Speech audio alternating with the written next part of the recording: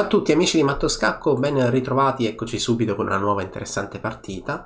Una partita recente, giocata pochi giorni fa a Barcellona, e con il bianco abbiamo il grande maestro spagnolo Cuenca e con il nero il grande maestro Perez.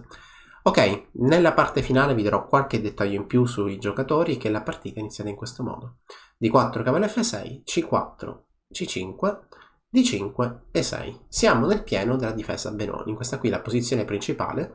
Vi dico che il più delle volte il bianco decide di proseguire con cavallo C3, che poi è stata la mossa della partita, e chiaramente il bianco evita di catturare. Per quale motivo? Perché il nero ovviamente non cattura col pedone D, altrimenti il cambio delle donne porterebbe il re nero lì al centro della scacchiera. Il nero cattura col pedone F e con facilità riuscirà senz'altro a occupare spazio al centro con un pedone fortissimo in D5.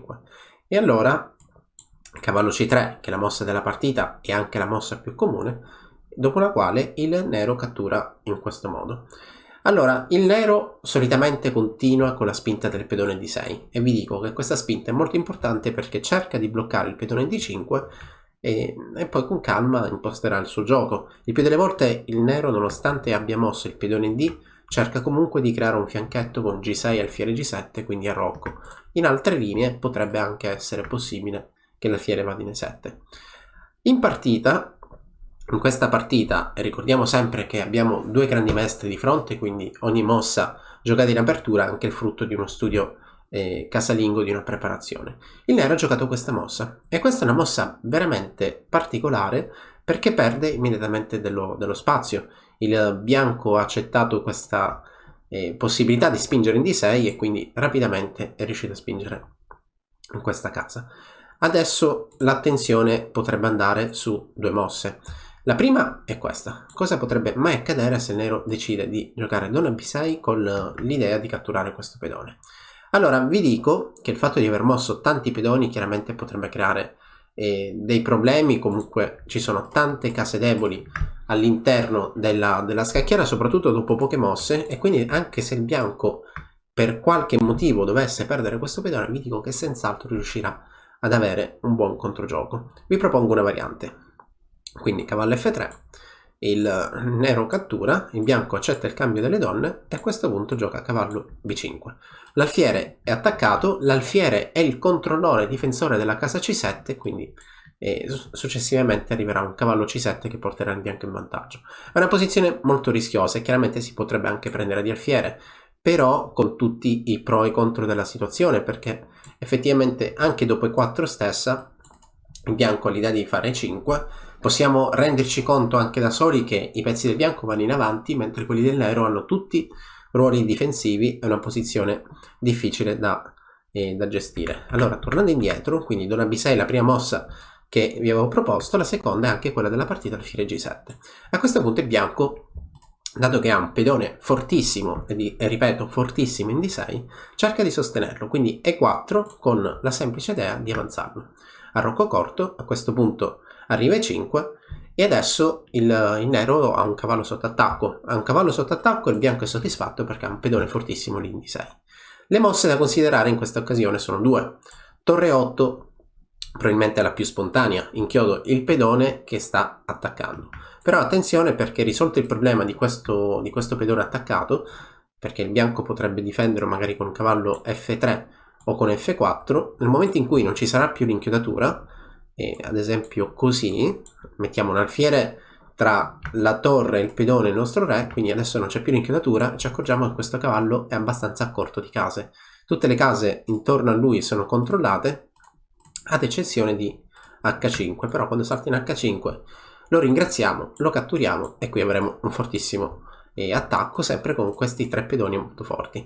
Chiaramente questa è l'idea, perché ovviamente ci sono anche delle risorse tattiche che possono venire fuori anche dal nulla, perché in questa posizione il bianco soddisfatto, ok, ho guadagnato un pedone, e poi si trova sulla scacchiera questa mossa. E questa è ovviamente una mossa molto noiosa da subire, perché dopo la cattura la torre riprende, scacco, la donna è sotto attacco, il nero ottiene un vantaggio. Se invece il bianco, senza aver fretta, dopo cavallo H5 gestisce questa posizione nel migliore dei modi, probabilmente troverà G4 e questo cavallo è di nuovo senza case. Quindi è una posizione a doppio taglio, il bianco ha un vantaggio di netto di spazio, e quindi quello che deve fare il nero è cercare di creare delle complicazioni. Nel momento in cui il bianco tiene sotto controllo queste complicazioni, la partita va un po' a senso unico. Allora, dopo l'attacco il cavallo torna indietro, il bianco insiste, guardate che bella questa catena pedonale, il nero continua il suo sviluppo, cavallo F3, e a questo punto al nero serve qualcosa, serve senz'altro un modo per reagire al centro, altrimenti il bianco si organizza, potrebbe portare un cavallo in D5, un alfiere in C4, forse un cavallo in E4, comunque il bianco ha senz'altro molto spazio. Una conseguenza del vantaggio di spazio è che ci sarà un momento in cui questo vantaggio di spazio si trasformerà in vantaggio di sviluppo. F6 sulla scacchiera, scacco, mossa di sviluppo molto utile, e a questo punto le intenzioni del bianco sono chiare. Adesso se vi chiedessi come continuereste da bianco, o comunque quale potrebbe essere il modo più offensivo per continuare da bianco, qualcuno potrebbe senz'altro proporre questa mossa, che effettivamente è quella della partita. H4, l'idea è semplice, giocare H5, cercare di catturare, e a quel punto ci ritroveremo un'idea da matto, quindi torre cattura pedone H7, il pedone accanto lì al re del nero, quindi questa idea è molto interessante. Dopo H4 il nero cattura il centro, il bianco insiste, quindi arriva H5. Adesso attenzione, perché se perdessimo un tempo da nero, magari facendo mosse, non so, forse a 6 per fare P5, come vi dicevo, questo attacco è abbastanza forte. Adesso torre per H7 è la minaccia immediata sulla scacchiera. Chiaramente questa idea si potrebbe difendere con cavallo F6, però questo pedone F da lì si sposta in E5, attacco il difensore, e qui la posizione senz'altro crolla. E allora bisogna cercare di fare mosse utili, e quindi il nero decide di catturare l'F4, non tanto per il materiale, perché è vero che il pedone F4 è un pedone in più, però serve questa cattura per chiudere degli spazi. Senz'altro è importante chiudere la diagonale di questo alfiere. E il bianco insiste giocando cavallo H4, e anche qui attenzione, perché c'è una minaccia tattica. Anche adesso propongo una mossa casuale, soltanto per mostrarvi questa idea che si potrebbe creare. Dopo una mossa qualunque, tipo 6, seguirebbe cavallo per G6, e anche qui il nero è spacciato, perché dopo la ricattura, il pedone cattura, si attiva la torre, scacco, non resta altro che difendere con l'alfiere. E poi ci sono più modi per chiudere. Uno potrebbe essere torre per alfiere, semplicemente potrebbe anche arrivare la donna via H5 per catturare H6 e anche lì attaccare l'avversario. Quindi attenzione, diciamo che dopo cavallo H4 è importante mantenere uno sguardo su G6, e quindi arriva il cavallo via E5, mossa senz'altro molto utile, perché attacca, difende, e quindi cavallo per G6 da parte del bianco. A questo punto i cambi sono inevitabili e si raggiunge questa posizione dove la minaccia nuovamente è quella del matto, e quindi H6 è necessaria. Se intendi migliorare la comprensione del tuo gioco, allora vienici a trovare all'interno dell'Accademia di Matto Scacco. Domanda per tutti: come può il bianco limitare ulteriormente i pezzi del nero?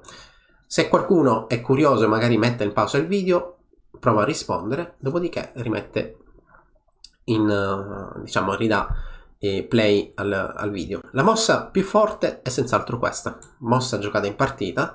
Rafforzo il pedone G6, limito la torre, e come vedete, nonostante qui il bianco sia rimasto con il re al centro, comunque sia i due pedoni così in avanti limitano parecchio il nero, e adesso la posizione continua a essere di nuovo a senso unico. Donna G5 sulla scacchiera, re F1, mossa molto, molto interessante.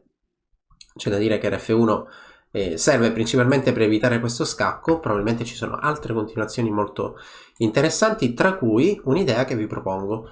Allora, vi dico che il bianco vince giocando torre H5. Se non fosse che dopo torre H5 arriva a scacco, e quindi il re si sposta, e quindi poi questa regina magari crea un po' di problemi. Ma cosa importante, magari da lontano potrebbe anche arrivare questo fastidioso alfiere lungo la diagonale puntando il re. La mossa vincente in questa partita è una mossa che senz'altro potrebbe non venire in mente, ed è questa: G4. G4 ha l'idea di giocare torre H5, quando la donna si sposterà ci potrebbe essere una cattura su F4, e chiaramente non si può fare la presa al passo per via di alfiere per donna. G4 sarebbe stata la mossa vincente, ma qui il grande maestro Cuenca da bianco ha giocato Rf1, altrettanto interessante, e al nero non resta altro che fare B6 per cercare di creare un po' di gioco. L'alfiere potrebbe andare in B7 controllando la casa G2 insieme alla donna, ma potrebbe anche andare in A6 puntando il re. Torre H5 sulla scacchiera, donna G3 e a questo punto cavallo E4. E alfiere A6, mossa necessaria, comunque è uno scacco, una mossa che senz'altro aiuta. E dopo re G1 la donna del nero sembra in trappola, se non fosse che possa andare qui. Donna D3 è la mossa della partita, però adesso vi mostro un seguito per farvi vedere quanto sia interessante il gioco degli scacchi e quanto realmente può essere così affascinante questo nostro gioco. Allora, alfiere scacco. Alfiere scacco potrebbe essere una possibilità. E adesso a questo punto questo re magari si deve spostare in H1. E cosa accade? Il bianco vuole catturare qui. Quindi a questo punto è chiaro che la donna non è più la donna è sotto attacco, la torre attacca H6, questa è una posizione difficile. In realtà, va bene, torno indietro, qui c'è stata un piccolo confusione perché la mossa spettacolare arriva proprio in questo momento. Dopo torre H5 c'è un piano spettacolare, dimenticate una piccola parentesi di un minuto, dimenticate quello che dicevo prima, perché la sequenza di mosse spettacolare è questa qui. Scacco, re si sposta, scacco di nuovo, il re si nasconde in H1, chiaramente in H2 subirebbe lo scacco qui, e a questo punto la continuazione veramente bella che capovolge un po' l'esito dell'incontro è questa qui, cavallo F6. E allora qualcuno dirà, beh, la donna non è difesa, la catturo, che mai potrebbe accadere? L'idea del nero adesso è veramente forte, il nero vuole portare una torre qua, ed è molto facile per lui, perché alla prossima porterà il re in G7, quindi in caso di cavalli 2, che è la mossa più attiva del bianco, re G7 è una mossa molto forte. Torre H8 è la minaccia e qui ci sono gravi problemi. Dopo cavallo 2 è un'altra mossa molto altrettanto forte, questa qui, minaccia un doppio, occhio perché minaccia il doppio e ti cattura la donna.